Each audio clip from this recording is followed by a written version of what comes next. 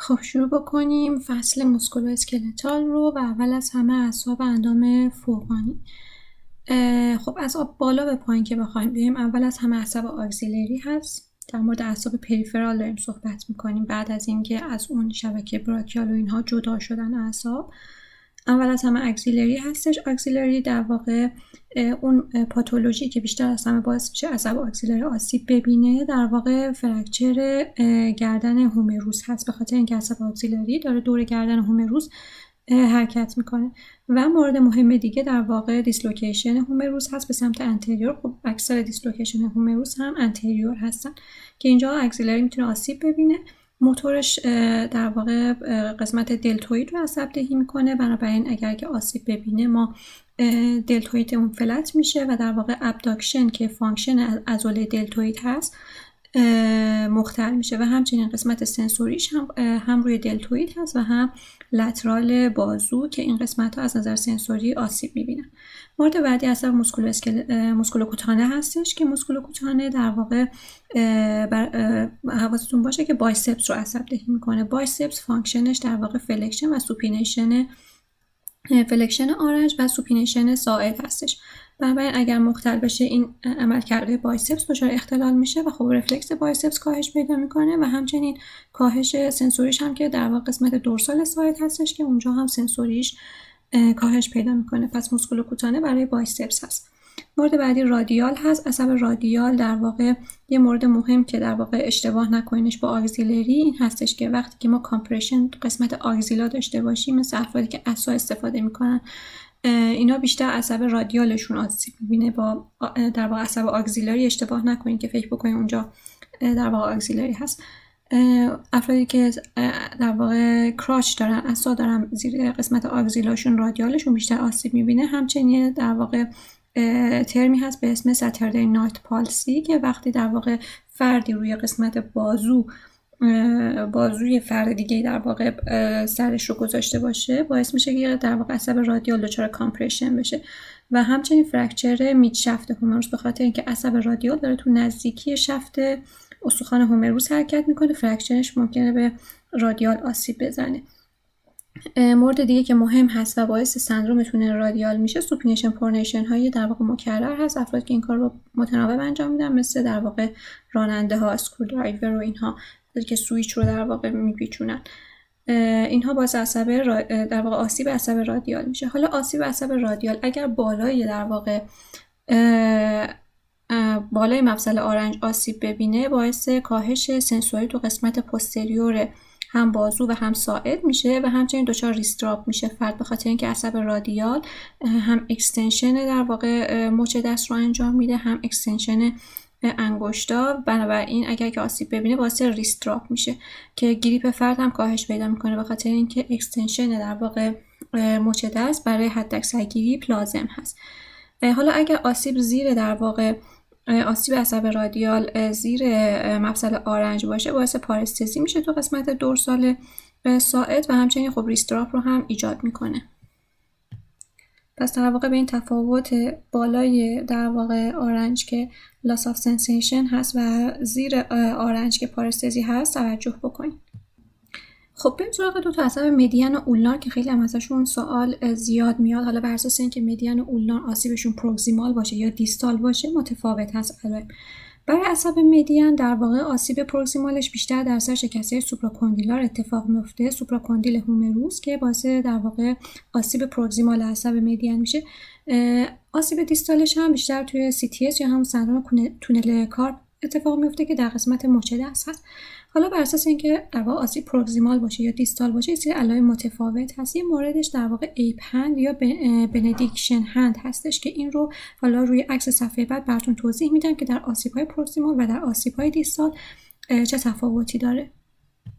خب اول این نکته رو بگم که آسیب عصب مدین باعث در واقع آسیب فانکشن انگشت شست و انگشت اشاره و در واقع نصفی از انگشت وسط میشه، یعنی 2.5 انگشت لترال هستش که آسیب میبینه عمل کردشون.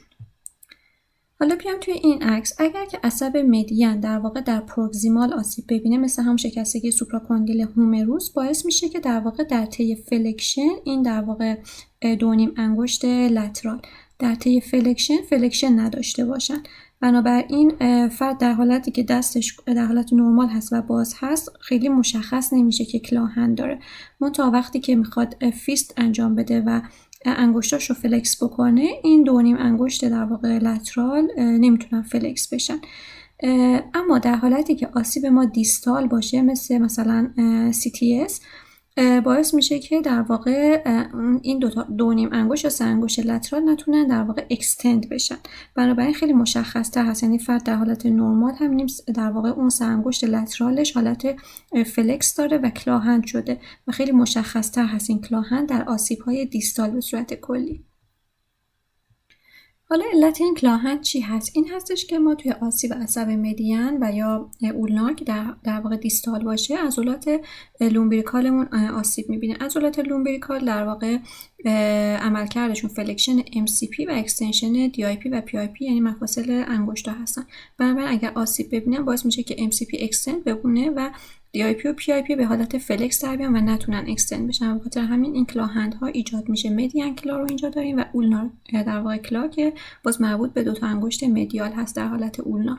این حالتی هستش که در واقع کلاهند ایجاد میشه تو آسیب این 2 تا عصب. تا اگر آسیب پروکسیمال باشه باعث میشه که اون انگشتایی که مربوط به اون عصب هستن در صورتی که فرد بخواد در واقع فلکشن انجام بده نتونه اونها رو فلکس بکنه، یعنی برعکس هست. همین هم کمتر مشخصه، یعنی فقط در صورتی که ما از فرد بخوایم که در واقع دستش رو فیست بکنه متوجه میشیم که در واقع آسیب عصب داره.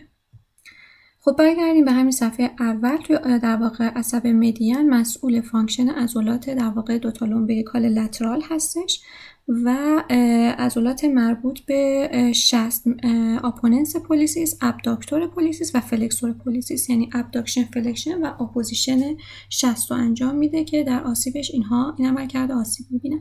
و اینکه در واقع قسمت حسش، فردی که دچار مثلا CTS میشه، آسیب دیستال داره، دچار پارستزی و درد میشه، منتها در واقع از بین رفتن حس اتفاق نمیفته، لاس آف سنسیشن اتفاق نمیفته. این حالت فقط در آسیب پروکسیمال اتفاق میفته، به خاطر اینکه در واقع اون عصب کوتانئوس مدین پروکسیمال به قسمت مچ دست از عصب در واقع جدا میشه و بنابراین اگر در داخل مچ که در واقع CTS در داخل مچ هست عصب مدین آسیب میبینه، این لاس آف سنسیشن ما نداریم و فقط تو آسیب های پروکسیمال هستش که این اتفاق میفته و لاس آف سنسیشن هم که در قسمت تنار دست و در واقع دورسال و پالمار 3.5 انگشت لترال هستن. واقع اسم این عصب پالمار کوتانوس برنچ هستش که گفتم پروکسیمال به قسمت کارپ و مچ دست جدا میشه و بنابراین توی CTS ما لاس آف سنسیشن نداریم تو آسیب های دیستال و در آسیب های پروکسیمال داریم این حالت رو.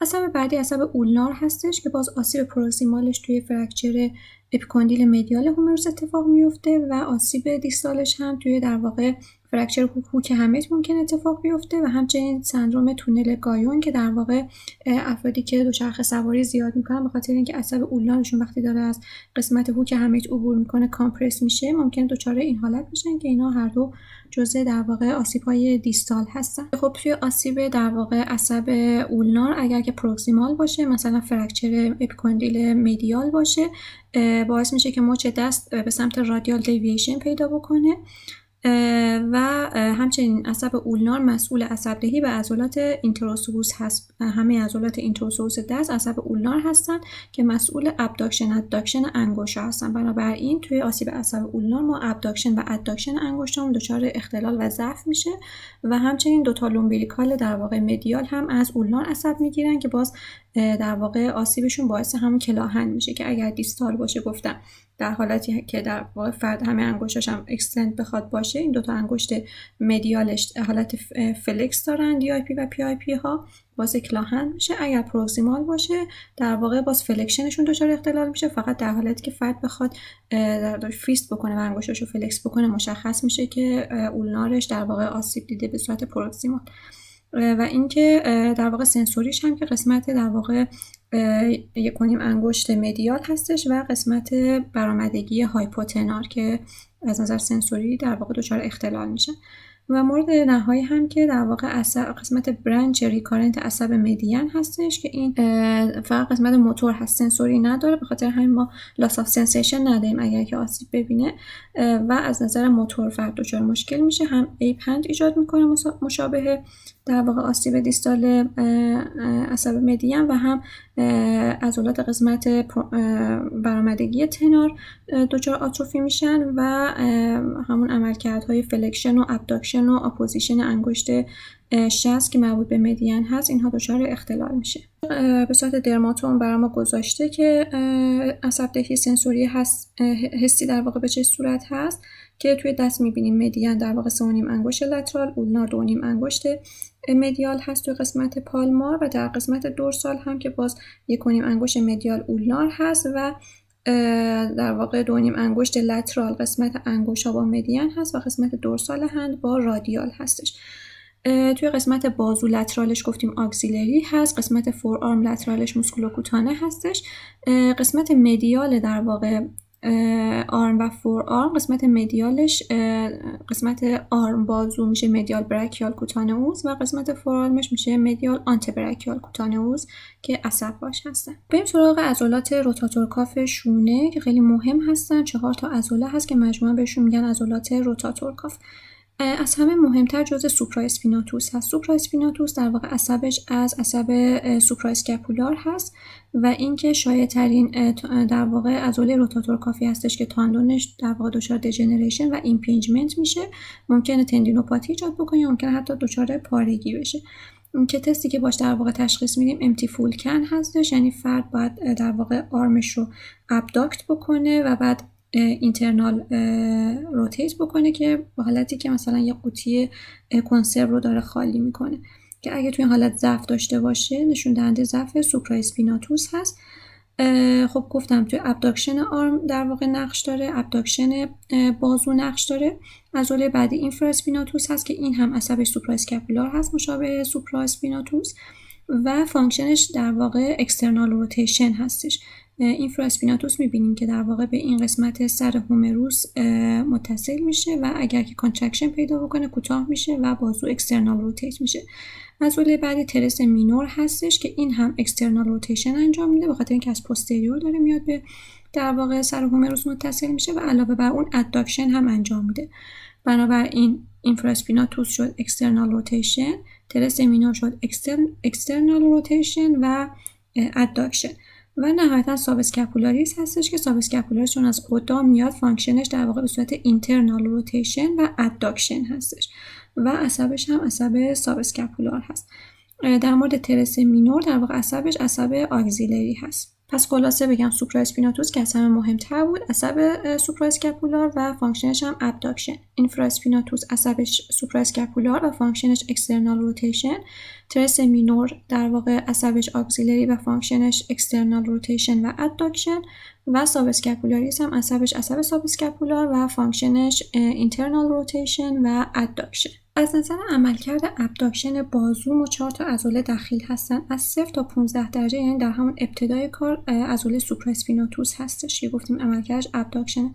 بعد از 15 درجه تا 90 درجه دلتوید هستش که ابداکتور اصلی هست در واقع دلتوید و عصبش عصب آگزیلری هست و بعد از یعنی بیشتر از 90 درجه اگه فرد بخواد در واقع ابداکت بکنه شونه شد تراپزیوس و سراتوس انتریور هستن که تراپزیوس که عصب زوج 11 هست عصبش و سراتوس انتریور هم که لانگ توراسیک هست، بعدا در موردش صحبت میکنیم. خب بیایم سراغ نکات مهم شبکه براکیال که چه چیزایی رو باید ازش یاد بگیریم. طبیعتا خیلی پیچیده هست، از همون ترم اول ما درگیرش بودیم که آناتومی شبکه براکیال رو حفظ بکنیم.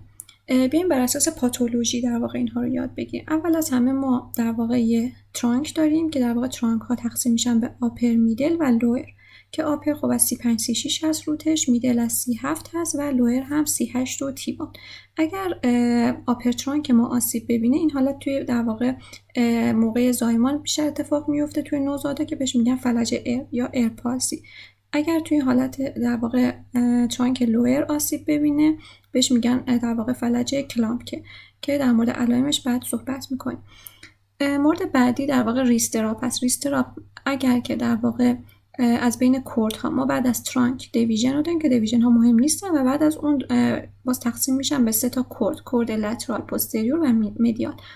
از کورد پوستریور عصب رادیال و آکسیلاری جدا میشه. اگه پوستریور آسیب ببینه، چون رادیال آسیب ببینه، فرد دچار ریستراپ میشه. حالت دیگه هم که فرد دچار ریستراپ بشه این هستش که خود رادیال آسیب ببینه، مثل همون در واقع افرادی که عصا استفاده میکردن یا فرکچر شفت هومروس و اینها. و نهایتا هم که تقسیم میشن به اعصاب پریفرال یا برنچ ها که موسکولوکوتانه این در واقع هستش، مدیان هست و اولنا. که موسکولوکوتانه گفتیم بایسپس هستش، مدیان رو در موردش صحبت کردیم در واقع مثل نیم انگشت لترال، و اولنار هم که 2 نیم انگشت مدیال و همچنین ابداکشن انگشته، به خاطر اینکه عضلات اینتروسوس رو عصب دهی میگن. یه در واقع یه آناتومی مهمش هم این هستش که این در واقع شبکه براکیال همراه با شریان سابکلاویان از در واقع مثلث اسکالن عبور میکنن که در واقع مثلثی هستش که بین عضلات اسکالن انتریور و میدل هستش که تشکیل میشه و حالا پاتولوژی که اینجا باشن و بخوایم مثلث رو تنگ بکنن باعث میشه که شبکه براکیال و شریان سابکلاویان دچار کامپرشن بشن و خب علائمی که داره که اینجا ما علائم عروقی هم داریم در موردش صحبت میکنیم. بریم سراغ فلج ارب. فلج ارب گفتم که قسمت آپر ترانک هست که روتاش 35 و 36 هستن. بیشتر توی نوزادا دیده میشه که موقع دلیوری در واقع ترکشن گردن داشتن و این اتفاق افتاده. توی ادالت ممکنه توی تصادف‌های موتورسیکلت و اینها به خاطر ترکشن گردن ایجاد بشه، ولی خب ناشایع‌تر هست. عضلاتی که آسیب میبینن گفتیم روتاش 35 و 36 هست. یکی دلتوئید هست که عصبش خب آکسیلری هستش، سوپرااسپیناتوس و اینفرااسپیناتوس هستن که در واقع عصبشون سوپراسکاپولار هست و اینها روتاش 35 و 36 هستن، و بایسپس. بنابراین اگر دلتوئید آسیب ببینه ابداکشن دچار اختلال میشه و بنابراین فرد دستش در حالت اداکشن میمونه. اگه اینفرااسپیناتوس و سوپرااسپیناتوس آسیب ببینن لترال روتیشنش در واقع لترال روتیشن یا اکسترنال روتیشنش دچار اختلال میشه و بنابراین دست در حالت اینترنال روتیت یا مدیالی روتیت قرار میگیره. و بایسپس هم که دچار اختلال بشه در واقع سوپینیشن ساعد دچار اختلال میشه و بنابراین دستشون میبینین که در حالت پرونیشن قرار گرفته. و این در واقع حالتی هستش که ما توی فلج ارب میبینیم.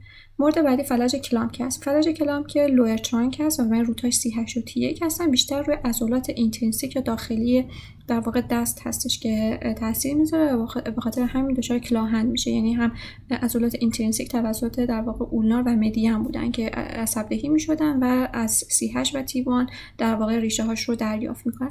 باز دوباره توی هنگام زایمان بیشتر اتفاق میفته و توی ادالت هم در حالتی که در واقع از یه درختی در واقع حالا گرفته باشن و اون شاخه درخت بشکنه و بیفتن، این در واقع سناریو تیپیکی هستش که لویر ترانک دچار آسیب میشه و فلج کلامک ممکن هستش که اتفاق بیفته.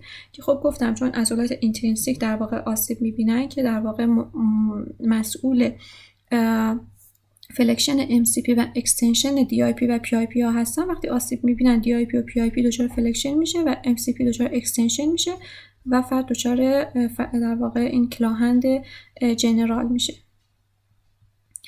خب اون موردی که گفتم مثلث اسکالن و اینها اینجا مهمه. توی سندروم در واقع توراسیک اوتلت سیندروم یا TOS اختصارا که چون بیشتر در واقع لویر ترانک عصب شبکه براکیال هستش که اینجا آسیب میبینه، بیشتر در واقع علائم مشابه علائم فلج کلامک هستش که ما کلاهند داریم. علاوه بر اون چون شریان سابکلاویان هم داره از این مثلث عبور میکنه، توی پاتولوژی هایی که این مثلث تنگ بشه مثل کسایی که دنده گردنی دارن، سرویکال ریب دارن یا پنکوس تومور که به این ناحیه فشار میاره، باعث میشه که هم لویر ترانک در واقع دچار کامپرشن بشه و بر ما کلامک ایجاد بکنه و هم در واقع شریان سابکلاویان که باعث میشه ما علائم عروقی داشته باشیم. یعنی فرد علاوه بر اون در واقع فلج کلامک دچار درد و ادم و ایسکمی توی در واقع اون دست مربوطه هم هستش.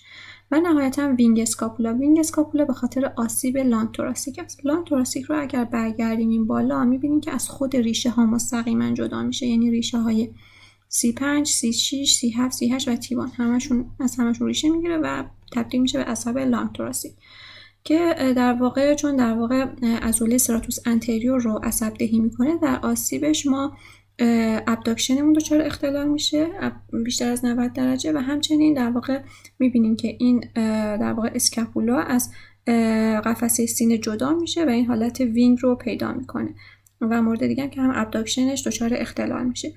حالا آسیبش کیا ایجاد میشه؟ بیشتر تو افرادی که مستکتومی میکنن موقع دایسکشن نودای آکسیلریشون ممکن دچار آسیب بشه عصب لانگ توراسیک و همچنین توی استپ ووندا که در واقع قفسه سینه وارد میشه ممکنه این عصب آسیب ببینه. خب بریم سراغ قسمت مچ دست که خب 8 تا استخوان مهم داره. استخوان‌ها رو باید آناتومیش رو توی این شکل در واقع یاد بگیرین. قسمت ردیف در واقع پروکسیمال شامل اسکافوید، لونیت و تریکوئتروم و پیزیفورم هست. ردیف در واقع دیستال شامل همید، کپیته، تراپزیوت و تراپزیوم هستن. مهمترین استخونایی که از بین اینها هستن که استخوان اسکافوید هستش که توی فالینگ هایی که فرد روی اوت استرچ هند داشته باشه ممکن دچار آسیب بشه.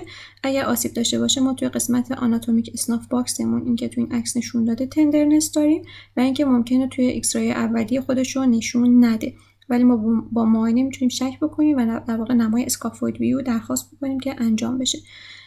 و اینکه در واقع یکی از کامپلیکیشن های فرکچر اسکافوید هم آواسکولار نکروزیس یا AVN هست، مخصوصا اگر فرکچر تو قسمت پروکسیمال اسکافوید باشه به خاطر اینکه خونرسانی خوبی نداره. استخوان مهم دیگه در واقع لونیت هستش که اگر دیسلوکیشن پیدا بکنه ممکنه مشابه در واقع CTS بیاد روی عصب مدین فشار وارد بکنه و علائم مشابه علائم CTS به ما بده. و مورد مهم دیگه هم در واقع شکستگی هوک همید هستش که باز اگر آسیب ببینه به خاطر کامپرشن عصب اولنار اونجا که گفتم تو افرادی که زیاد در واقع دوچرخه استفاده میکنن اون که دیده بشه سندرم تونل گایون ممکنه داشته باشیم که علائمش خب پارستزی و درد هست منتها توی انگشته سمت مدیال، 2 تا انگشت مدیال. خب یه بار دیگه عصب‌دهی ها رو مرور بکنیم. عصب‌دهی عضلات دست رو عضلات قسمت تنار گفتیم با مدین عصب‌دهی میشن، بیشتر از همه اپوزیشن هست، ابداکتور هست و فلکسور هست که تو آسیب‌های عصب مدین هم دچار اختلال میشدن. قسمت در واقع عضلات هایپوتنار با اولنار هستش که بیشتر میره به سمت در واقع انگشت کوچیک و یعنی 2 تا انگشت داخلی، اپوننس و فلکسور و ابداکتورش مجددا. عضلات اینتراوسوس کلا با اولنار هستن که باعث در واقع ابداکشن انگشت ها میشن، ابداکشن و هم اداکشن، هر دو در واقع عصب اولنار هستش. و لومبریکال ها که خب تقسیم میشدن 3 تا انگشت لترال با مدین و 1.5 انگشت مدیال با اولنار بودن که خب آسیبشون باعث اون کلاهند میشد که ایجاد میکرد. و در مورد کلاهند ها هم که قبلتر با هم دیگه صحبت کردیم و تفاوتاشون توی آسیب های پروکسیمال و دیستال.